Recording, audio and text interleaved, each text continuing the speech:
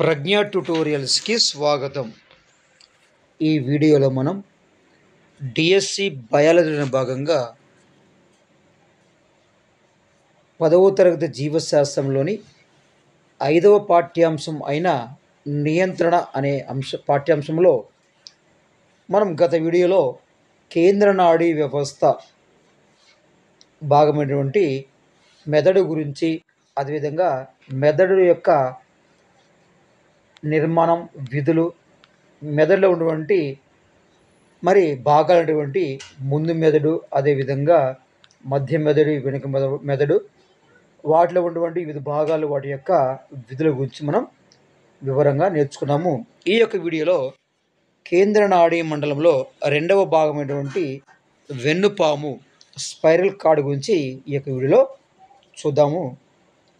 ఈ యొక్క నియంత్రణ అనే పాఠ్యాంశంలో ఖచ్చితంగా 3 నుండి 4 ప్రశ్నలు వచ్చే అవకాశం ఉంటుంది.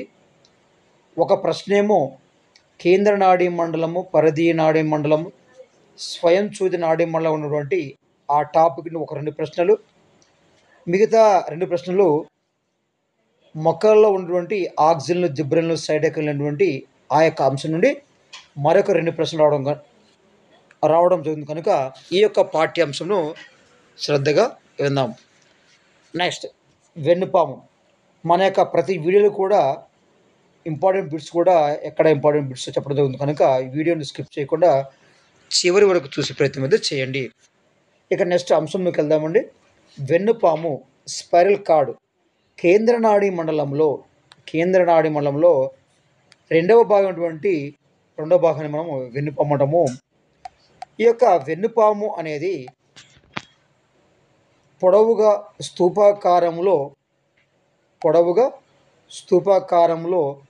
వెనుక మెదడు నుండి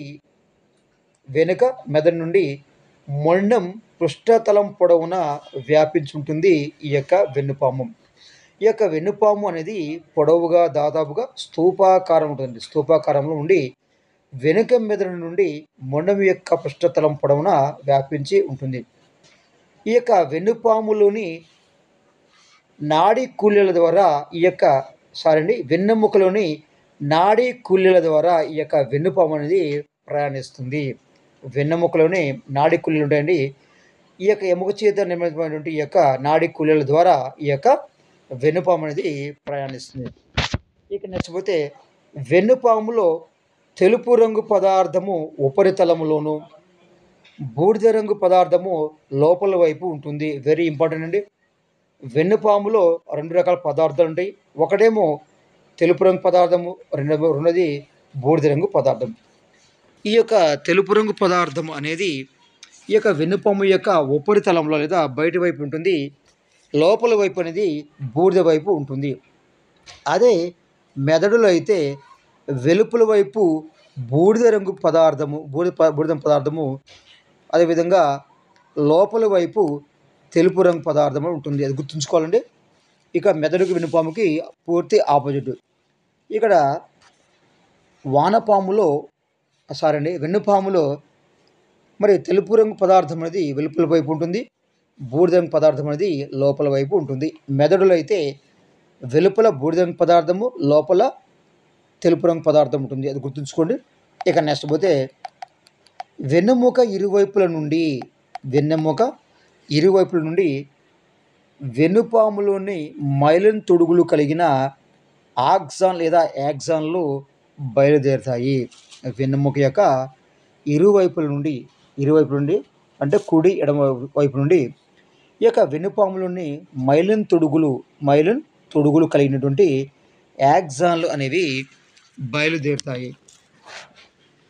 16వ మరియు 17వ శతాబ్దం చెందిన నాడీ నియంత్రణలో, అంటే 16 అదేవిధంగా 17వ శతాబ్దం చెందిన ఈ యొక్క శాస్త్రవేత్తలు నాడీ నియంత్రణలో వెన్నుపాము యొక్క పాత్ర గురించి అధ్యయనం చేశారు.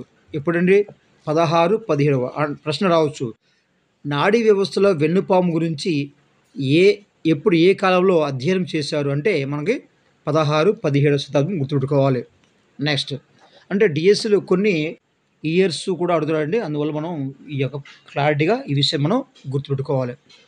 నెక్స్ట్ గ్రీకులు మెదడు నియంత్రణపై మొట్టమొదటిసారిగా గ్రీకులు మెదడు నియంత్రణపై ప్రతిపాదించిన భావనను తప్పుబట్టారు. మొట్టమొదటిసారిగా ఈ యొక్క గ్రీకులు మెదడు యొక్క నియంత్రణపై ప్రతిపాదించినటువంటి భావనను తప్పుబట్టారు. కొన్ని జంతువులలో మెదడును తొలగించినప్పటికీ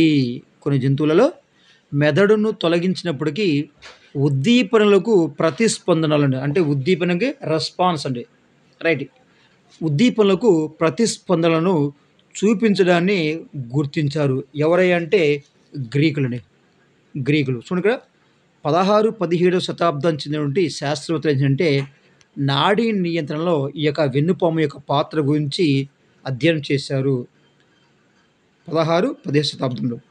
నెక్స్ట్ అలానే గ్రీకులు ఏం చేశారంటే మెదడు యొక్క నియంత్రణపై ప్రతిపాదించినటువంటి భావనను తప్పబట్టారు. కొన్ని జంతువులలో మెదడును తొలగించినప్పటికీ ఉద్దీపనలకు ప్రతిస్పందనలు చూపించడాన్ని గుర్తించారు గ్రీకులు, రైట్. ఇక మెదడును తొలగించినా సరే జీవులలో ఉద్దీప ప్రతిస్పందనను చూపిస్తుందని మొట్టమొదటిసారి కనుగొన్నది ఎవరంటే గ్రీకులను మనం గుర్తుపెట్టుకోవాలి. ఇక నెక్స్ట్ పోతే లియోనార్డో డావిన్సీ అనేటువంటి ఒక శాస్త్రవేత్త, లియోనార్డో డావిన్సీ, అదేవిధంగా స్టీఫెన్ హెల్స్. ఎవరండి? స్టీఫెన్ హెల్స్. వీరిద్దరు ఏం చేశారంటే కప్పలో మెదడును తొలగించేశారండి. ఎవరు అంటే లియోనార్డో డావిన్సీ, అదేవిధంగా స్టీఫెన్ హెల్స్ అటువంటి ఇద్దరు శాస్త్రవేత్తలు అంటే వీరిద్దరు ఏం చేశారంటే కప్పలో ఉన్నటువంటి మెదడును తొలగించారు. మరి కప్పలో ఉన్నటువంటి మెదడును తొలగించినా సరే అది బ్రతకడం అనేది గమనించారు ఈ యొక్క శాస్త్రవేత్తలు. మొట్టమొదటిసారిగా కప్పలో మెదడును తొలగించినది ఎవరు ఈ క్రింది వారిలో అంటే మనం ఖచ్చితంగా లియోనార్డో డావిన్సీ, స్టీఫెన్ హెల్స్ అని గుర్తుపెట్టుకోవాలి. ఎందుకంటే పోటీ పెరుగుతుంది కాబట్టి ప్రశ్నలు అనేవి బుక్లో ఏ ప్రశ్న అడిగేటువంటి అవకాశం ఉంది కాబట్టి ప్రతి పాయింట్ కూడా మనకి ఇంపార్టెంటే, రైట్. ఇక లియోనార్డో డావిన్సీ అదేవిధంగా స్టీఫెన్ హెల్స్ అంటే కప్పలో మెదడును తొలగించినా సరే కప్ప అనేది బ్రతికి ఉండడం అనేది గమనించారు ఈ యొక్క లియోనార్డో డావిన్సీ అదేవిధంగా స్టీఫెన్ హెల్స్. అదేవిధంగా చర్మాన్ని గిచ్చినప్పుడు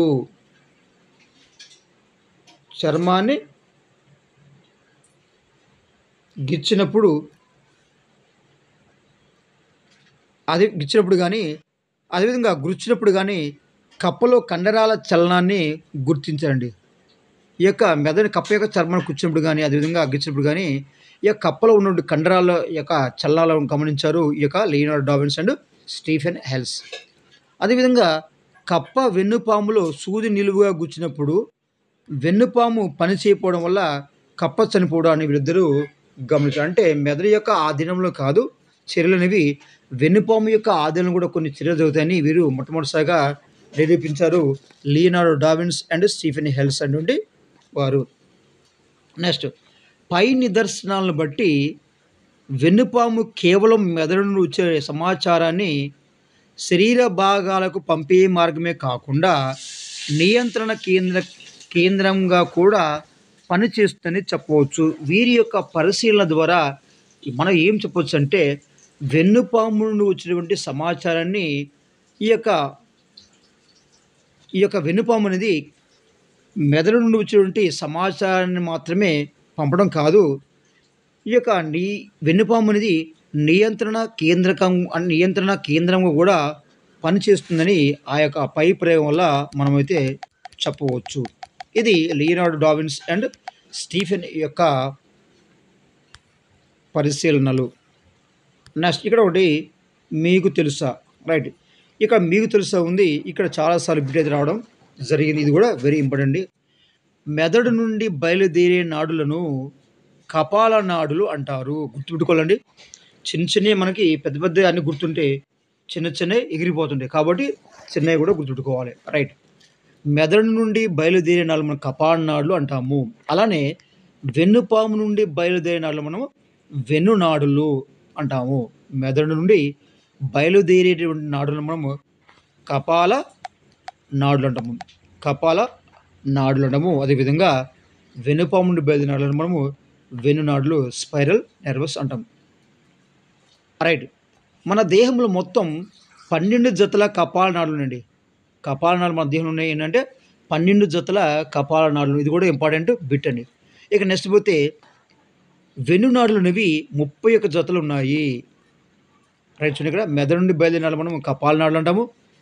వెన్నుపాము నుండి బయలుదేరిన నాడులు మనము వెన్నునాడులు అంటాము. మన దేహంలో మొత్తం 12 జతల కపాల నాడులు ఉంటాయి. అదేవిధంగా 31 జతల వెన్నునాడులు ఉంటాయి. మొత్తం కూడా